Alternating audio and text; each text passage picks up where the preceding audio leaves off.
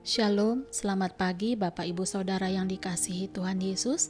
Salam sejahtera buat kita semua dimanapun berada. Saya mengajak Bapak Ibu Saudara semua pagi ini kita kembali bersaat teduh dan berdoa dalam renungan penuntun kehidupan setiap hari. Kiranya damai sejahtera Allah dan tuntunan Roh Kudus menyertai kita sepanjang hari ini. Tema renungan pagi ini, peka mendengar suara Tuhan. Nats Alkitab terdapat di dalam Ulangan 28 ayat yang pertama.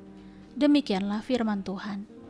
Jikalau engkau baik-baik mendengarkan suara Tuhan Allahmu dan melakukan dengan setia segala perintahnya yang kusampaikan kepadamu pada hari ini, maka Tuhan Allahmu akan mengangkat engkau di atas segala bangsa di bumi.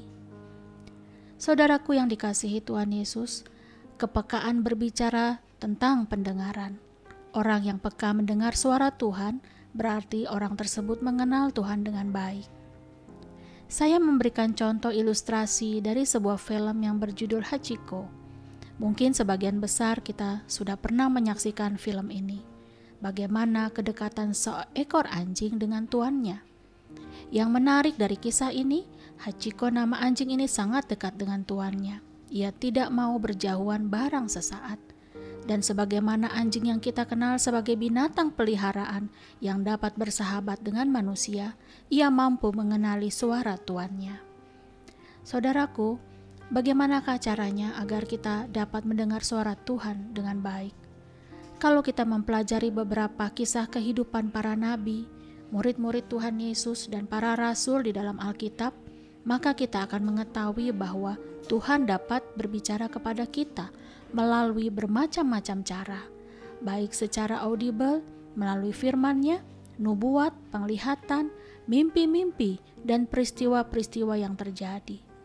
Dan kita juga mendapatkan pengetahuan dari pengalaman hidup mereka bahwa kalau kita hidup intim dengan Tuhan, hati kita melekat dengan Dia, kita dipenuhi dengan Roh Kudus, dan firman-Nya tinggal di dalam kita, maka kita akan mengenali suara Tuhan dengan baik.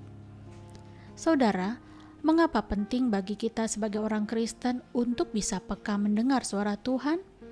Jawabannya adalah agar manusia rohani kita diperkuat dari hari ke hari, sebagaimana seharusnya kita hidup dan mengalami tuntunan Tuhan.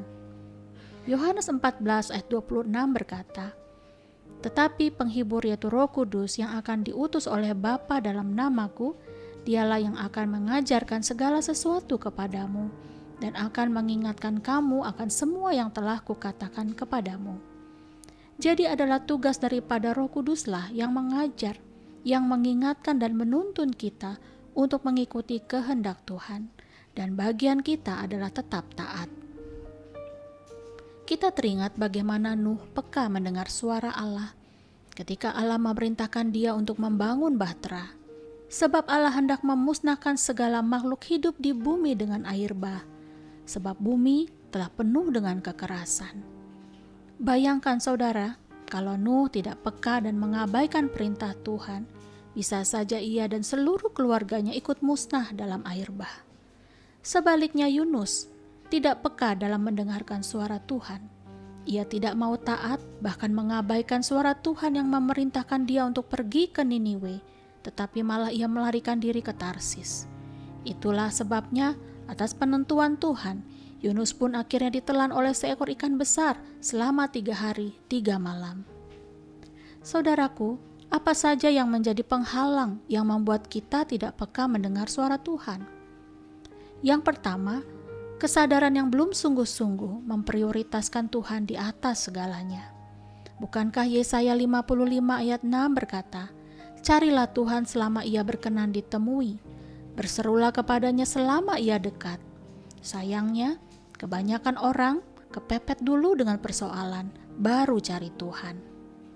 Yang kedua, tidak berusaha membangun hubungan dengan Tuhan.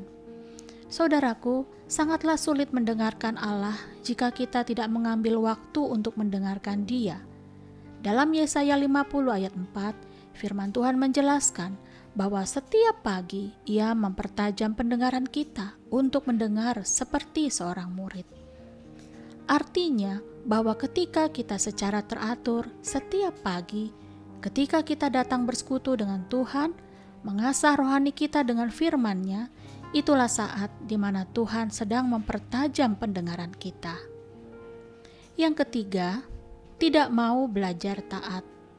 Saudara, kalau kita tidak belajar untuk taat kepada apa yang difirmankan Tuhan, akan menjadi hambatan bagi kita tidak peka dengan suara Tuhan.